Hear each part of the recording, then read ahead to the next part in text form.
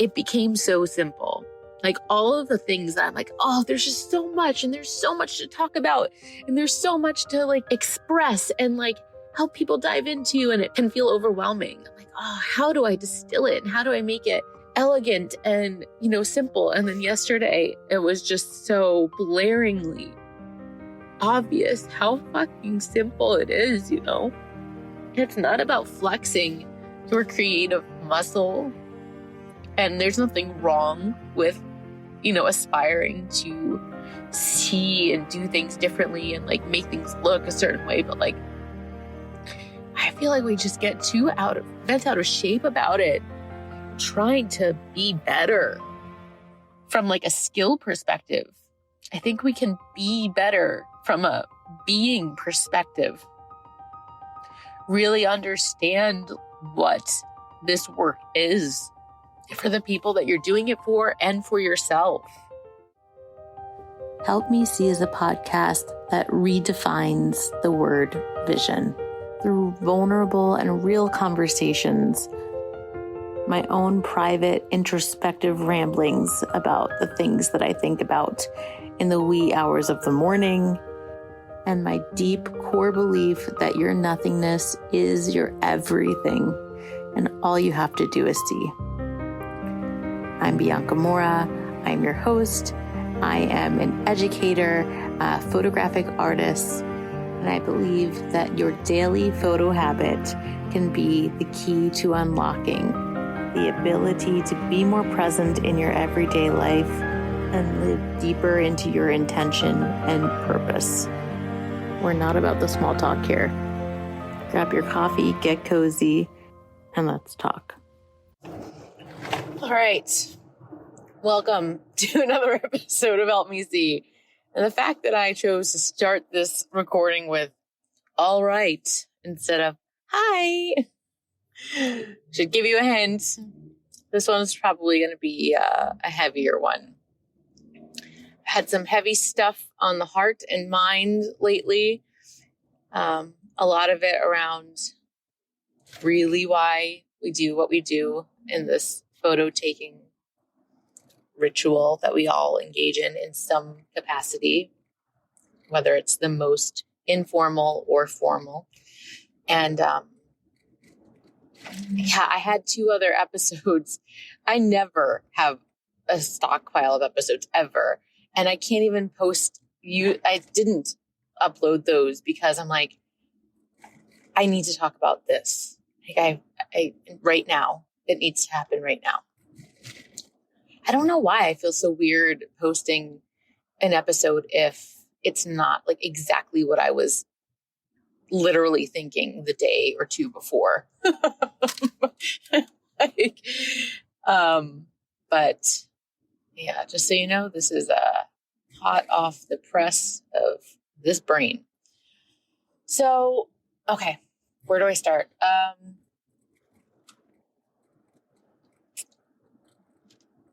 I was reading a Brianna Wiest book the other day, and there was something in there where she said, if you want to know what you really want or your purpose or something, I don't know, I'll butcher it. I don't have it in front of me. I'm driving. I just took my kid to school.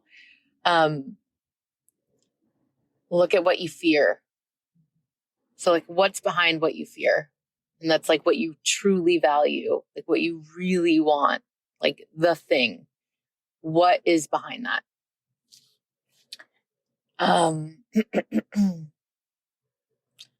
So starting off with that, and now segueing, you're going to follow me on my mind map, my spider web.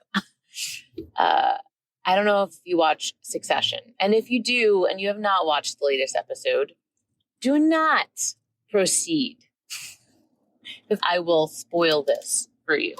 But odds are it would have already been spoiled by social media.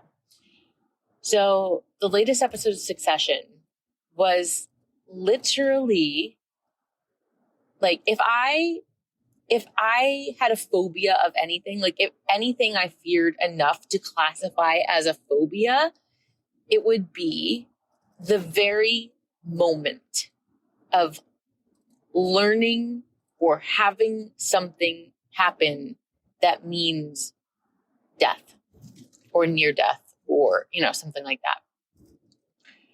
The actual moments. It's not even, which of course, like, have deep feelings about what the aftermath it would be and blah, blah, blah, blah. But it's like that actual moment where you cannot escape. There is nothing you can do. I'm feeling really emotional talking about it because it really freaks me out. It's just, you have to feel it and exist in it. There's nothing to do. Like when Tyson passed and he literally dropped and it was like an emergency. Oh God.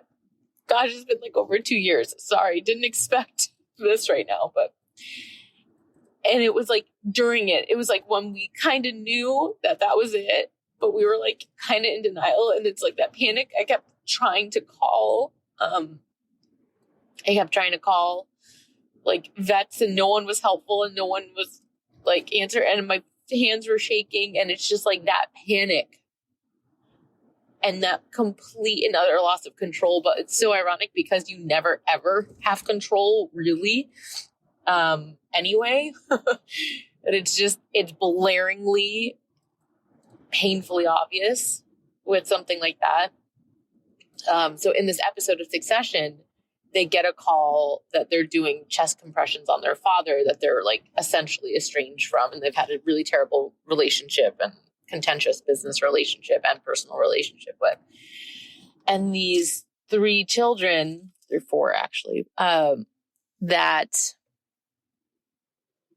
have had such a strained relationship with him. You see them like grown ass, like billionaire adults. You see them just look like panicked little kids, desperately trying to reach for and access the parts of them that they've used to logic their way out of something or execute or assert their power. But there's nothing to do. There's nothing you can do. And the thing in the show, the person that was with their father said, I don't know if he can hear you, but I'm putting the phone by his ear. And each one of them like had like such a, like, it was like the most brilliant acting I've seen. And they had their moments of like stuttering and telling him, I can't forgive you, but it's okay. It's okay. I love you. And it was so heartbreaking. And it's also so important to see something like that and be reminded of how true that statement is. Like, you don't have to, in the grander scheme of life and like knowing the impermanence or whatever, excuse everyone and anything for hurting you all the time and blah, blah. Like, it doesn't have to be amended. It doesn't have to be forgiven for us to have like the higher knowing that at the end of the day, it's almost all okay. Because when faced with a situation like that, everything becomes very simple and clear.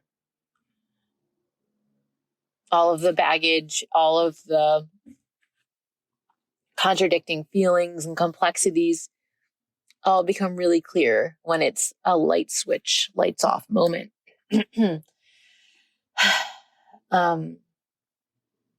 So that episode really, really triggered me, and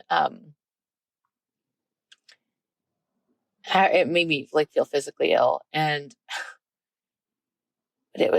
I'm so glad I watched it.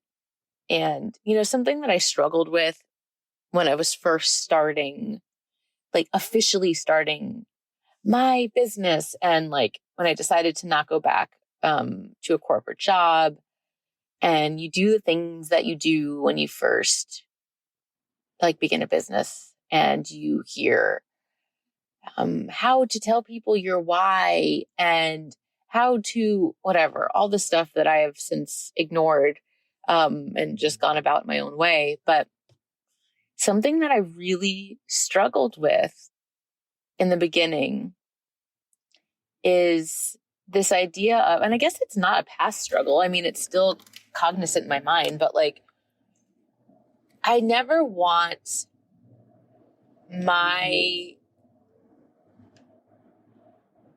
platform, my work, my education to feel like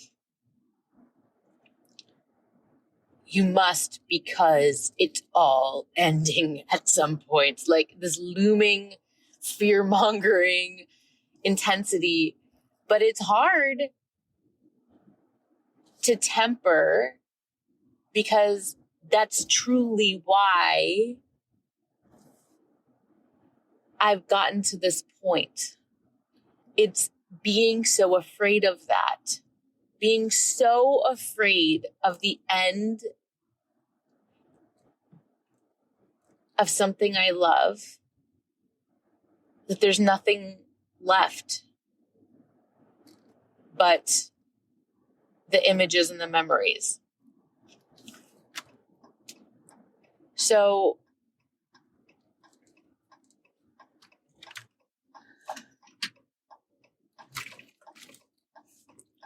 to go deeper into that, though, to go past the fear, to go to the higher intention of the fear of it ending.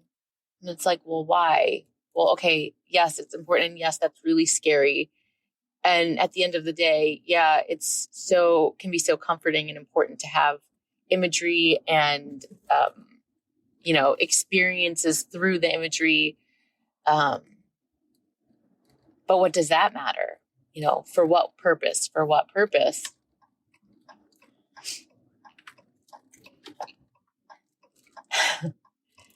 And really, this fear is ironic, because my highest value and desire is to be able to witness and see and experience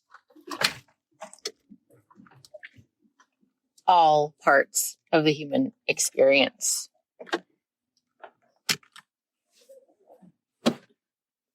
And I truly feel like the photographic practice is a modality to help us do that in so many ways that it blows my mind.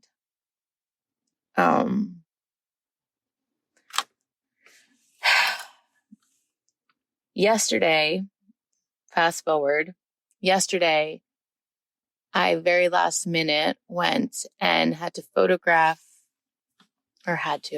offered to photograph a close friend's puppy, actually, because they're probably having to let him go today. Is super rare, crazy form of cancer in him. And he's like barely 2, this puppy. And it was the first time that I've photographed someone, a situation with a direct, like, knowing of how quickly this will transpire. It's always in the back of my mind. Like, it's always a layer. It's always a film. And I try not to live in that space because it can be suffocating. But I like to take the parts of it that really are a higher and more like pure intention and free from the franticness, and really like help me access a beautiful hindsight vision rather than a panicked hindsight vision and like a desperate one in saving, because it's a really slippery slope. But I've never been in the situation where I'm photographing knowing that it's here, like we're at the doorstep. It's here. It's not some vague, future inevitable date, and hopefully a decade or more, for this dog. It's, probably 24 hours type of thing. And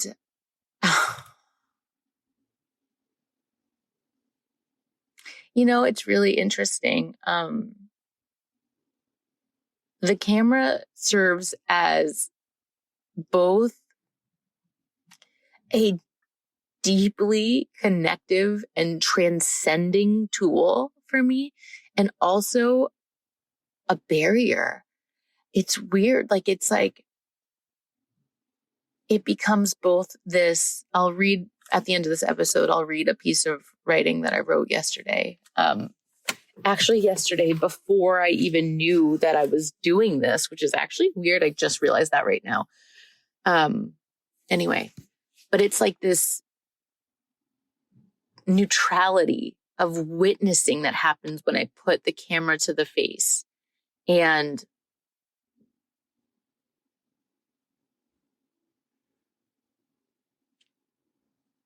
I don't know, I'm thinking about it in real time. It's like, it's less cerebral. It's more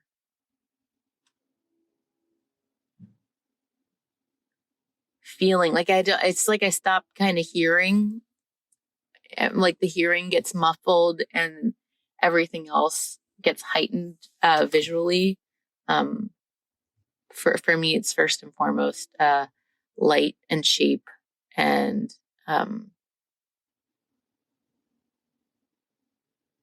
then it's like this conceptual level of viewing things through a double, triple, quadruple meaning. It's really weird. It's pretty beautiful. But so I was taking these pictures, and it was, a very sensitive time, obviously. And I didn't want to burst out crying.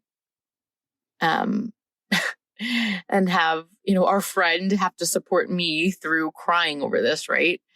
And so I'm really keeping myself as stoic as possible. And he's just talking, like he's just like needing to talk it out. And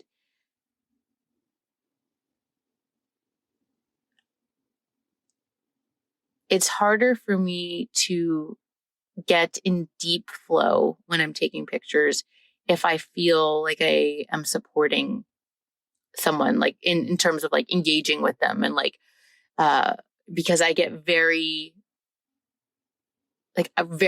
intent on listening. Like I really want to hear what they're saying, but it's really hard. Like I can, but it's hard to do both, obviously, to the most intense capacity.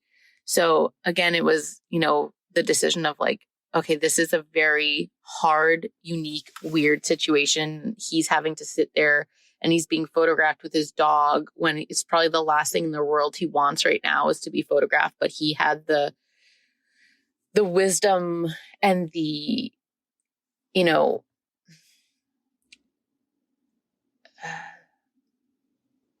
don't know. I don't even know what the feeling is. Just like to know to do something even though you really don't want to. And I don't know. I'm just inspired that he even said yes to the offer. And I'm really grateful and glad and hope. I told him, you don't even have to look at the pictures. Like, who knows if you even want to look at them for like whatever amount of time. But like just knowing they're there might be of comfort. And anyway, so yeah, I'm trying to get these images out like as quickly as possible. And as I am editing them and looking at them, ugh,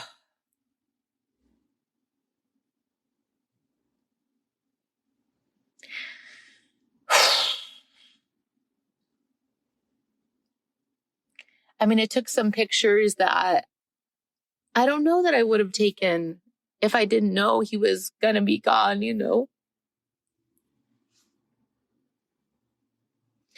Like there's just some pictures with his hands in his fur and just like petting him as he's talking and but like really, really close. And it was really beautiful because in this situation, it was really stripped of, I really want to make something beautiful. Like there's always a layer of like wanting to push and really like go into discovery and how deep of a visual and then conceptual and sentimental and feeling connection I can make with like the pictures of like what I'm experiencing from the relationship I'm seeing like in the families or whatever. And then like what aesthetically is going on. Like I just thrive off of making those connections. But like with this, it was so beautiful that there wasn't any, there was no location change. There was no, and now we'll go inside. Like he was not very mobile. We just went into the little patch of grass in the middle of this apartment complex. And he just laid there, and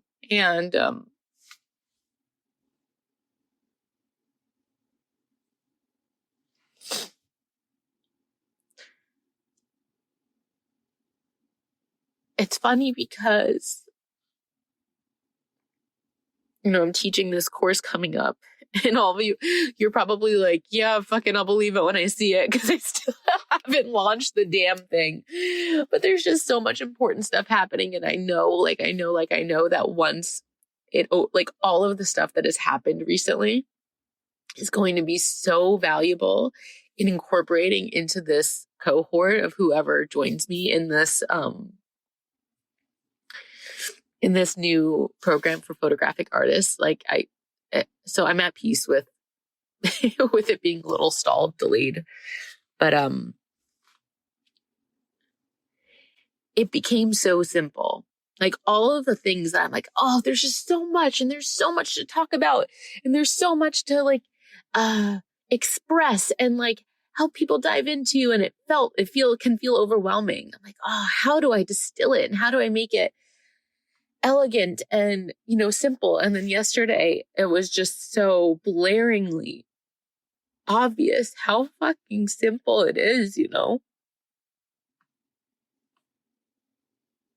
It's not about flexing your creative muscle, and there's nothing wrong with aspiring to see and do things differently and like make things look a certain way, but like I feel like we just get too bent out of shape about it, trying to be better from like a skill perspective. I think we can be better from a being perspective. Really understand what this work is for the people that you're doing it for and for yourself. It's not different either. It's funny. It's like this gesture for him is just as much for me.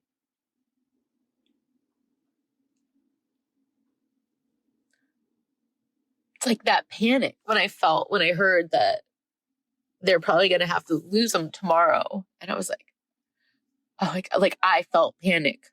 So he has to have pictures. He has to have pictures, and feeling that, and then having the, gracious opportunity to like be there and witness and be present with that. And it shows me a lot about my own feelings about it, right? Because once again, circling back to Brianna Weiss, which I never quoted appropriately in the first place. Who the fuck knows what she said? But, whatever is what you value most or your highest purpose or what you want is behind what you fear.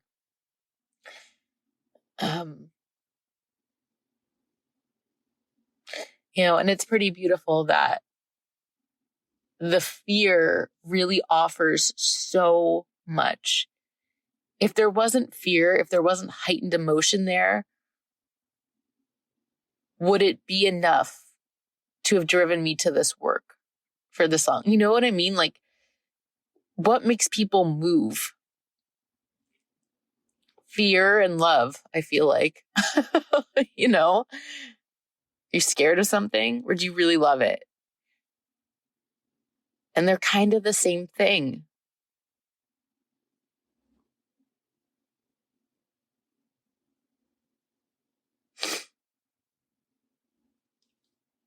Oh, my goodness. Okay, I'm going to read what I wrote. I'm going to wrap this up.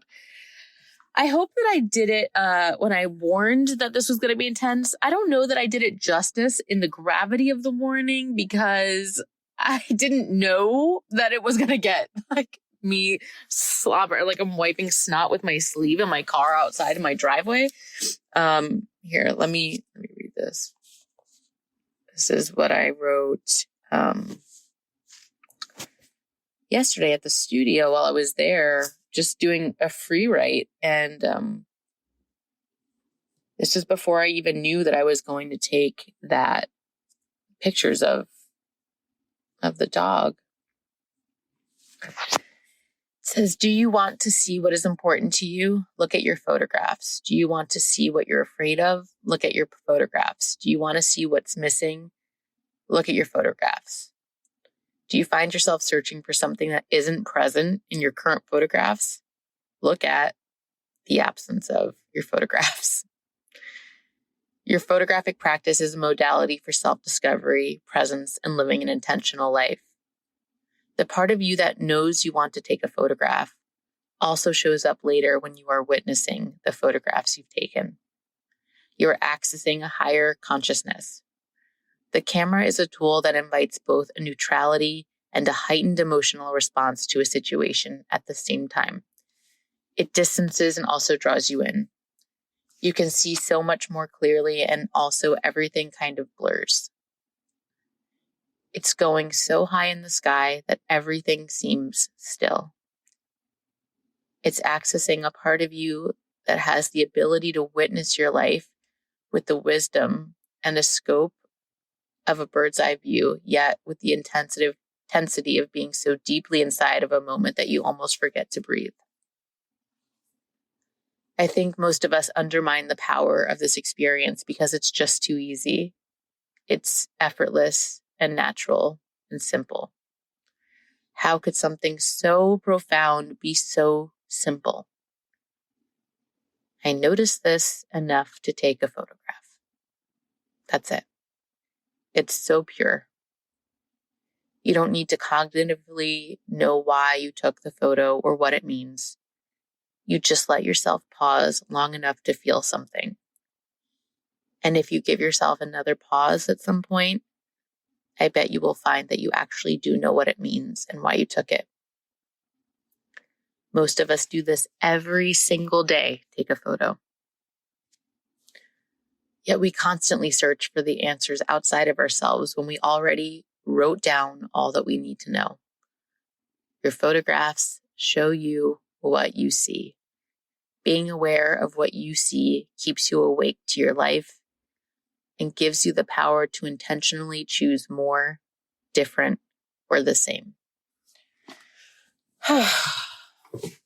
So, there's your light reading for the day. Yeah. I guess at the end of this, I just want to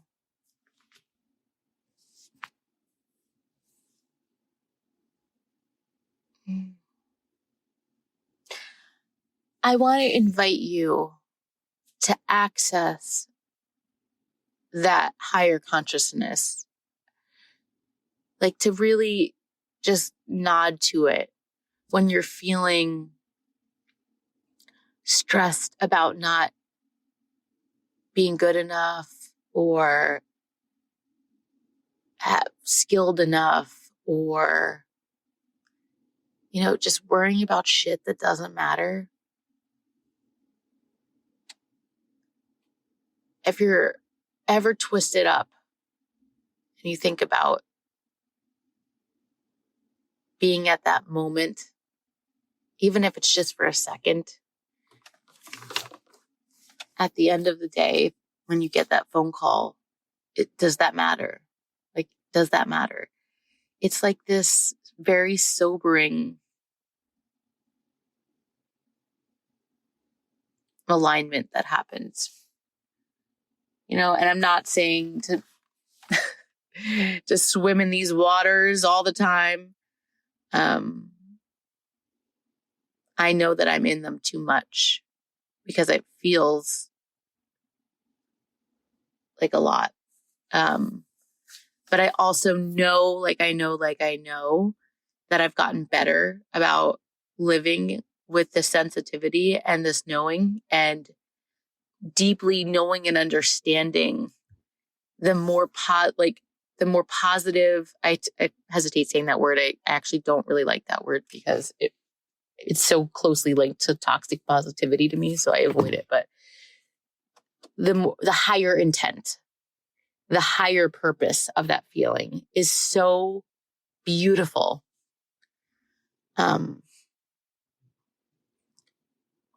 To be afraid to let something go, to be afraid to feel so significantly in a moment and not be able to escape it.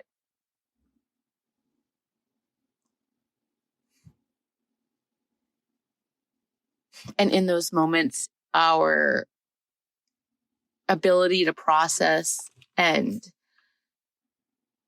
see more clearly is, well, I guess it's ironic because I guess you do see more clearly than ever, but then also you don't at the same time, much like taking photographs of it. I don't know. Man, I'm waist deep in this, I'm thinking this through right now, but I just thought it was very, very, very important. And it felt like a lot of synchronicities around this specific topic.